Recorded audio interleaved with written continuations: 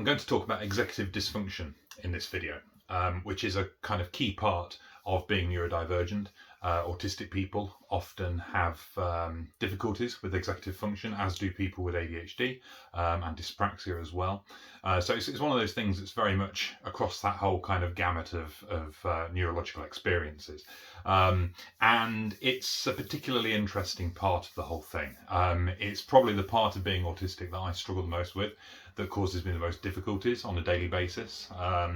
Communication can be difficult and can be kind of tricky to navigate, etc., etc. But I don't know, I always find like I can find ways to get through that, and I can mask, and I can, I can pretend to be more communicatively able than I really am.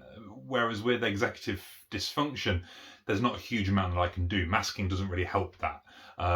You can pretend that you're not, but it will still get you in the end. So it's a very, very tricky part of the of life for me personally.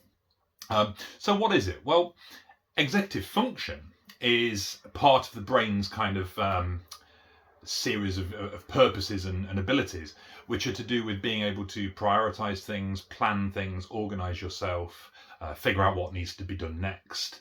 All that stuff that, is pretty important, especially for adults, who kind of have to take the lead on that kind of thing. It's a pretty crucial part of what the brain does. It's quite higher order, it's very much something that we would associate with human beings, I suppose, compared to animals. It's one of those things that seems to separate us out a little bit. Having said that, I don't know, maybe dolphins prioritize things, I don't know. But it certainly seems to be one of those things that's very human.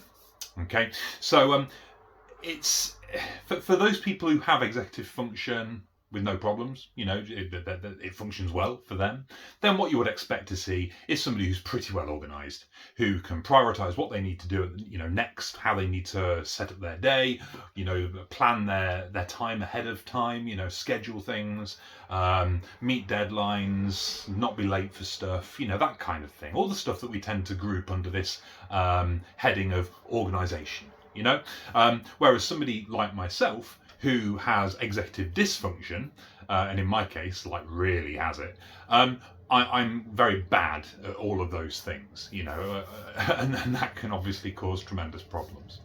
So yeah, it's very disabling, to be honest. Not all parts of being autistic are in themselves disabling. Much of it wouldn't be particularly disabling, if the world was set up better. That's fair to say. I think some aspects of autism really wouldn't be too bad if the world was more accepting and reasonable to autistic people. But I think that executive dysfunction issues, even in a very kind world, even in a world that was completely set up for autistic people, would probably still cause some problems. Because you're still going to forget stuff, and that will almost inevitably cause some kind of problem somewhere down the line. So it is a part of my life personally that I find very challenging. I find very aggravating and annoying, to be honest. I don't like being disorganized. I don't like being forgetful. I don't like struggling to structure my day and so on and so forth. But what I thought I'd do in order to illuminate it a little bit, just give some examples of how it transpires. So how it works to have executive dysfunction. So, as I mentioned earlier, one thing that really takes a bit of a hit is the ability to plan your time. Now, I've spoken many times and written a lot about my general inability to plan. I can't really plan anything in advance, not properly anyway. I seem to have a kind of limit of how far ahead I can look and kind of reasonably structure how the time's going to go, and it's only probably about a month max. I'm not one of those people that can have a 5-year plan, because after 30 days or so into the future, everything becomes so chaotic and vague and foggy that I've got no realistic means of judging how any of it should work. So I really struggle to see that far ahead. So, we're at the beginning of September now. For me, October is a ghost. It doesn't exist.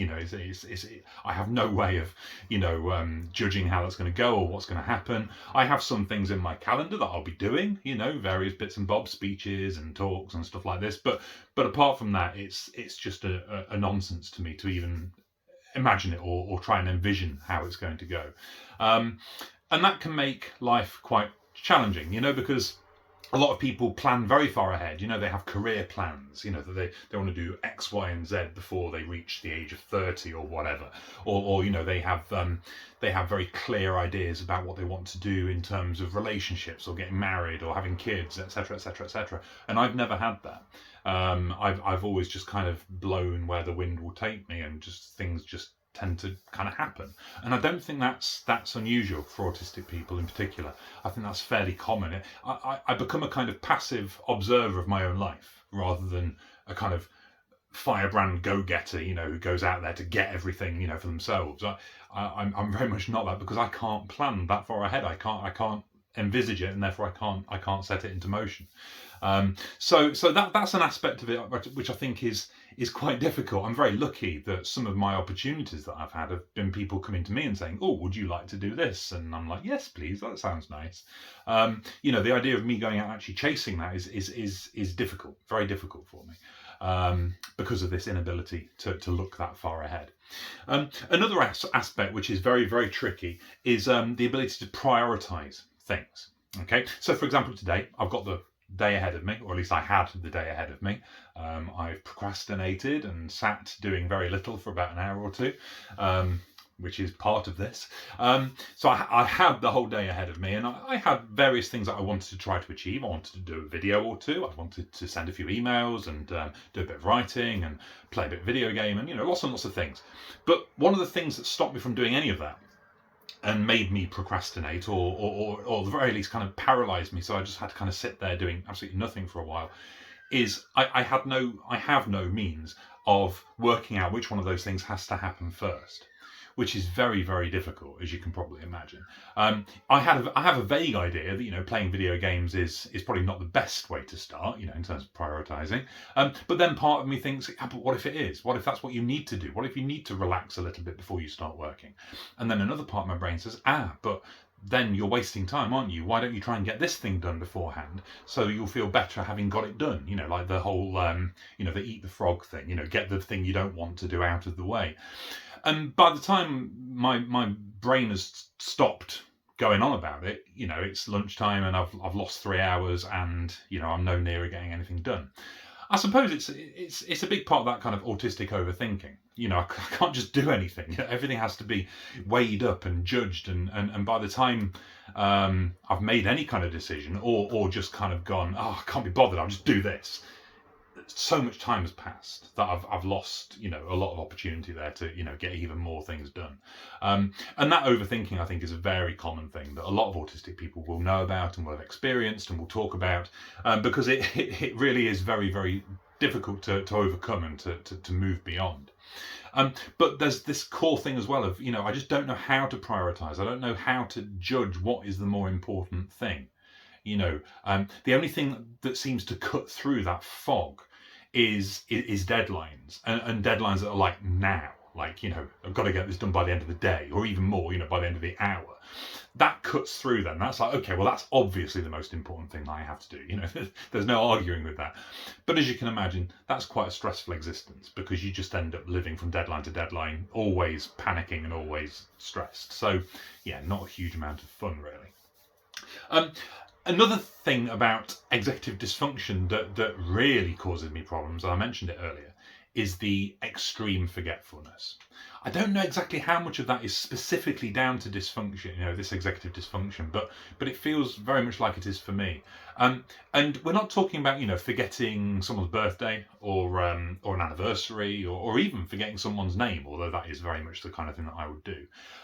It's more, the idea of when people get older and they talk about how I went into the living room and then I just stood there thinking, why did I come in here? And people laugh and, oh yeah, what you like, you're entering your 40s, you're nearly 50 or whatever, and yeah, that kind of thing happens all the time. Ha ha ha. It's like that, only all of the time. I don't feel like I can go into a room without thinking, why am I here? What am I trying to achieve? I have no idea. Because I forget things just like that, just immediately, instantly, without any kind of remnant of what the original thought was. It's just gone. So, very frequently, multiple times a day, I will find myself setting out to do something, maybe, let's just say for sake of argument, setting out to pay a bill. One of those massive gas bills, assuming that I've got the money to do so. So I set out to do, an important job, something that really needs to happen, because if it doesn't, then, there's going to be consequences. So I set out to do it, and I don't know, I sit down and I open the computer and I go onto the website, and that's all fine. But then maybe I suddenly remember something and just open another tab just to quickly check something else. And then that's it. It's gone. The gas bill idea will have vanished into nothing, and I'll now be thinking about this new thing that I that came to mind, and I'll just be focusing on that then. And if I'm lucky, maybe later that day or the next day or a week after, I'll suddenly think, oh, hang on a minute, I never did that thing. In which case I might be able to get it done, before I get into trouble. But equally, I might continue to forget and then get the red gas bill come, and get the fear and the panic and all the rest of it. Because it's very difficult to hold those tasks in mind. And I think this is probably more of an ADHD thing. It's certainly a very stereotypical ADHD thing, the whole, ooh, squirrel nonsense that people talk about as being like the only aspect of ADHD. But it is a bit like that. It's like I get distracted by something else that comes into my mind, and because I can't prioritize, I immediately think, well, I better look at that then, even though it's not relevant. And then, before I know it, the original task, the original objective is lost and gone and won't get done. And, and that can contribute to what a lot of people I know refer to as the autistic tax, or the neurodivergent tax, which is basically a shorthand for all of the money that we lose by forgetting to do things. So for example, forgetting to cancel free memberships that suddenly become very expensive. Forgetting to pay the bills, so you get you get like into debt and stuff like that, or forgetting to transfer money across, and do all those little ways I'm sure you can imagine where if you forget to do something, there will be a financial repercussion, and 9 times out of 10 those repercussions occur for people like myself whose executive function is so poor, so poor. So yeah, we end up literally out of pocket thanks to that. And it's interesting because this whole thing about high energy bills and things, a lot of that is predicated on this idea of people having the wherewithal to shop around and get the best deals and try and find suppliers who can whose fees are slightly lower. And I don't know about other autistic people, but I just can't do that, not reliably.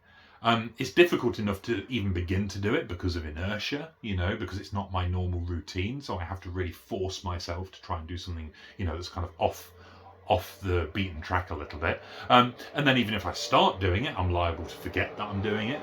And that can happen at multiple points throughout the experience. There are lots of times during that kind of research and, sorting it all out where I might forget what I'm doing and go and do something else. So yeah, it kind of disproportionately perhaps affects people with executive dysfunction, because it's just that extra challenge that's just almost insurmountable.